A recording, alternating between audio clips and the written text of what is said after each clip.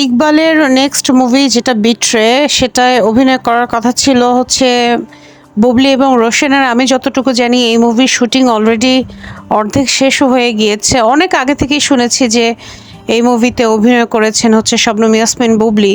এখন হুট করে এই কথা কেন চাওয়ার হচ্ছে যে বুবলিকে বাদ দেওয়া হয়েছে? কিসের জন্য? বুবলিকে মোটেও বাদ দেওয়া হয়নি। যদি সেটাই হতো, দুদিন আগে তো সংবাদ সম্মেলন হলো রিভেঞ্জ মুভির। সেখানে ইকবাল বলা যায় ক্ষমা চেয়েছে বুবলির কাছে এবং সেটা সে স্বীকারও করেছে যে সে যে কথাটা বলেনি কিন্তু কাটছাঁট করে হচ্ছে এডিট মেডিট করে সেই কথাটা জোড়াতালি দিয়ে প্রেজেন্ট করা হয়েছে এবং সে কারণে বুবলির সাথে তার ঝামেলা হয়েছে। বুবলির কাছে সরিও বলছে। এটা নিয়েও তখন নিউজও হয়েছে। এখন কি মনে করে বুবলিকে হচ্ছে ইকবাল বাদ দিবে? বুবলি কি ইকবাল বাদ দেওয়ার কে? যে মুভির শুটিং অলরেডি হয়েও গেছে 50 ভাগের মতো যতটুকু শুনেছি। যে মুভিতে অলরেডি চুক্তিবদ্ধ হয়েছে শবনম বুবলি, সেখানে ইকবাল বাদ দিচ্ছে নাকি ইকবালের এই নেগেটিভ যে একটা ইমেজ ইকবাল এস্টাবলিশ করেছে, সে কারণে হচ্ছে বুবলি তাকে ছেড়ে গিয়েছে। দেখতে হবে। ইকবাল অতিরিক্ত কথা বলে এবং কথার ভিতরে কোনো লাগাম তার নাই। তিনি আসলে জলে বাস করে কুমিরের সাথে সবসময় লাগতে যান। তিনি মনে করেন যে তার হয়তো অনেক অর্থবিত্ত আছে, তার অনেক পাওয়ার আছে, এফডিসিতে তার অনেক ক্ষমতা আছে। সো তার কথার ভ্যালু আছে। সে যা খুশি তা করে দিবে, বলে দিবে, কোনো সমস্যা নেই। কেউ কিছু তাকে বলার ক্ষমতা নেই। কিন্তু দর্শক সেটার রিঅ্যাকশন কিন্তু হলে দেখাচ্ছে।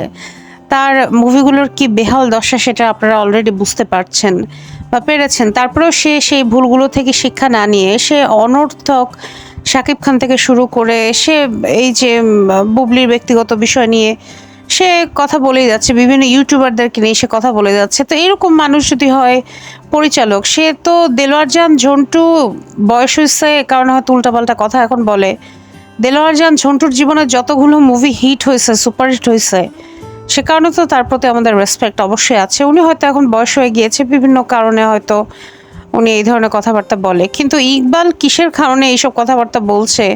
এ ধরনের মানুষদের সাথে যারা স্ক্রিন শেয়ার করবে, এটা তাদেরও ইমেজের ব্যাপার যে আমি আসলে কার সাথে স্ক্রিন শেয়ার করছি। সো আমার মনে হয় ইকবালের ডিরেকশনে বা মানে ইকবালের প্রোডাকশনে যদি বুবলি কাজ করে, এটা একটা বুবলির ইমেজের ব্যাপার হয়ে দাঁড়াবে যে সে কার আন্ডারে কাজ করছে বা কাকে নিয়ে বা কোন টিমের সাথে। তো বুবলি অলরেডি তার রুচি অনেক পরিবর্তন করেছে। যখন সে রিভেঞ্জ এবং বিট্রের সাথে চুক্তিবদ্ধ হয় সেটা অনেক শুরুর দিকে, তখন আসলে শাকিব খানের সাথে বুবলির বলা যায় সেপারেশন চলছিল এবং বুবলির হাত শাকিব খান এক কথায় ছেড়ে দেয়। তো তখন আসলে বুবলির হাতে ওরকম মুভির অফার আসছিল না। তো যেহেতু ইকবালের সাথে বুবলির সম্পর্ক ভালো ছিল এবং ওদিকে হচ্ছে শাকিব খানের সাথে ইকবালের সম্পর্কটা অবনতি ঘটে, যে কারণে হচ্ছে বুবলি এই মুভির অফারগুলো পায়।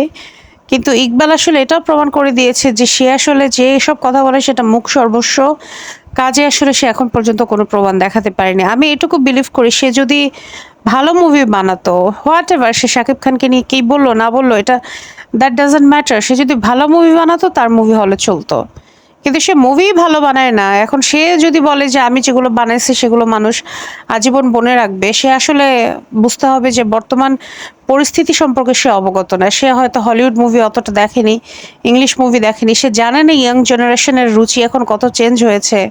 সে এখনো এফডিসিতে 20 বছর আগে 30 বছর আগে কী সব মুভি বানানো হইতো, সে এখনো ওই লেভেলে পড়ে আছে এবং সেটাকে কেন্দ্র করে সে তার মুভিকে মার্ক করতেছে। আর 20 বছর আগের মুভিও তো খারাপ ছিল না। শাবনূরের মুভিগুলো, সালমান শাহ এনাদের মুভিগুলো তো সমৃদ্ধ ছিল, আলমগীর, শাবানা।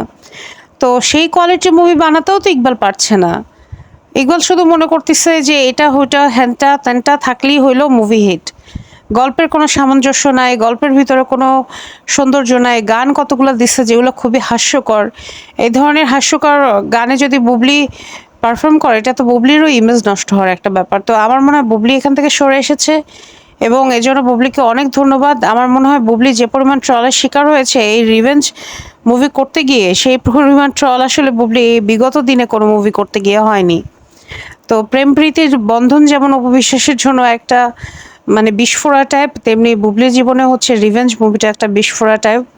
বুবলিকে এই মুভির জন্য অনেক বেশি কথা শুনতে হবে। তাও ভাগ্য ভালো যে বুবলির কারণে কয়েকজন হলে গেছে, এখন পর্যন্ত বুবলিকে নিয়ে কেউ কিছু বলেনি, সবাই ইকবালকে নিয়েই বলতেছে। কিন্তু ওই যে সিনেপ্লেক্স থেকে নামায় দেওয়া হয়েছে, এটা বুবলির জন্য অনেক বেশি অসম্মানের।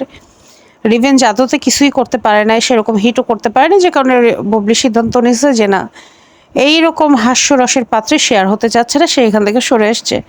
এখন শিরোনাম হচ্ছে যে ইকবালের মুভি থেকে বাদ দেওয়া হয়েছে বুবলিকে। এগুলো ইকবাল কাদেরকে দিয়ে নিউজ করাচ্ছে, কাকে দিয়ে নিউজ করাচ্ছে, এটা ইকবালই ভালো জানবে। তবে বুবলি, একটা কথা বলি, বুবলি হচ্ছে শাকিব খানের সাথেই হোক আর যে কারোর সাথেই হোক, সে কিন্তু 12 থেকে 13টা হিট মুভির নায়িকা। এটা কিন্তু ইটস নট এ জোক।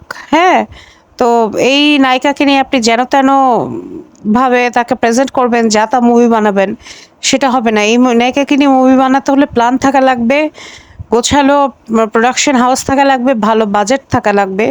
সে বাংলাদেশের সবচেয়ে ব্যস্ততম নায়িকা, সো তাকে নিয়ে কাজ করার আগে অনেক কিছু মাথায় রেখে তারপর তাকে কাজের অফার দিলে আমার মনে হয় ভালো হয়। ধন্যবাদ, সবাই ভালো থাকবেন।